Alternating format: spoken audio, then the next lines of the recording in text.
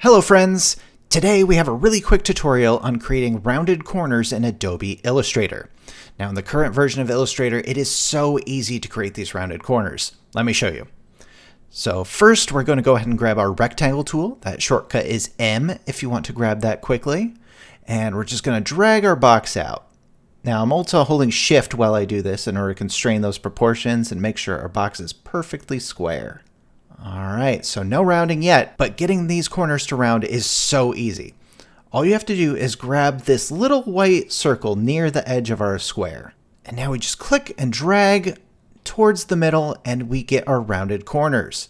Now we could drag this all the way into the center and we end up with a circle. But for today, let's go ahead and do this maybe a third of the way in. Something around there. So that looks like a nice rounded corner. Now something like this is going to be perfect for creating graphics for buttons, name badges, keystrokes, signs, really anything where we want to have that natural rounding to our edges. But what if we only wanted to round one of the corners? We can do that. All right, so let's go ahead and undo what we did here. That's Control-Z or Command-Z on a Mac.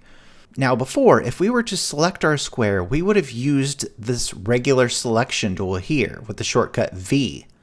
But this time, let's go ahead and actually grab the direct selection tool, which is over here, and the shortcut for that is A. So now let's go ahead and select one of our corners. And then now you'll see that that white circle is only appearing in that one corner. So now just like before, we can grab that circle and drag that into the middle. And we could stop somewhere in the middle here, and we can see that we could have that rounded corner just on that one.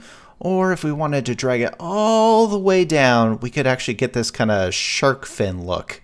Yeah, I actually kind of like that.